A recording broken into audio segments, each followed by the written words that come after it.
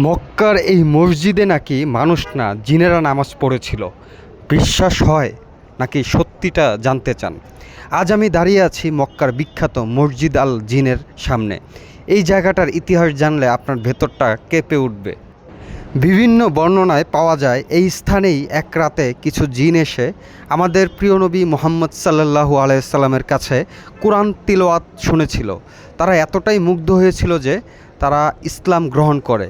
আলহামদুলিল্লাহ, এই ঘটনার কারণেই এই মসজিদের নাম হয়েছে জিন মসজিদ।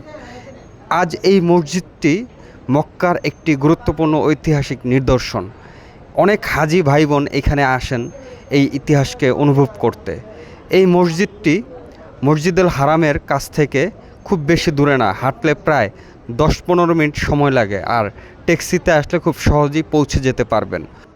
লোকালদের কাছে জিন মসজিদ বললেই তারা আপনাকে দেখিয়ে দিবে। আপনি যদি মক্কায় থাকেন এই জায়গাটা একবার হলেও দেখে যেতে পারেন, কারণ এটা শুধু একটা মসজিদ না, এটা ইসলামের এক রহস্যময় ইতিহাসের সাক্ষী। ভাবুন তো, যেখানে জিনেরা কোরআন শুনে বদলে গেছে, আমরা মানুষ হয়ে কতটা বদলাতে পেরেছি। আপনি কি এই জায়গায় আসতে চান? ইনশাল্লাহ লিখুন, শেয়ার করুন যেন সবাই এই ইতিহাস জানতে পারে। আর তাওয়াফের এই ফেসবুক পেজটিকে এত ফলো বাড়িয়ে দিন যেন পৃথিবীর সকল মানুষ জানতে পারে মক্কা মদিনার ঐতিহাসিক স্থানসমূহের বিভিন্ন রহস্যময় তথ্যগুলো। সবাই ভালো থাকবেন, তাওয়াফের সঙ্গে থাকবেন। তাওয়াফের ভিডিওগুলো কেমন লাগে অবশ্যই জানাবেন। আর এই জিন মসজিদ সম্পর্কে আপনার ধারণা কেমন, আগে এসেছিলেন কিনা অবশ্যই কমেন্টে জানাবেন। সবাই ভালো থাকবেন। আসসালামু আলাইকুম রহমতুল্লাহ।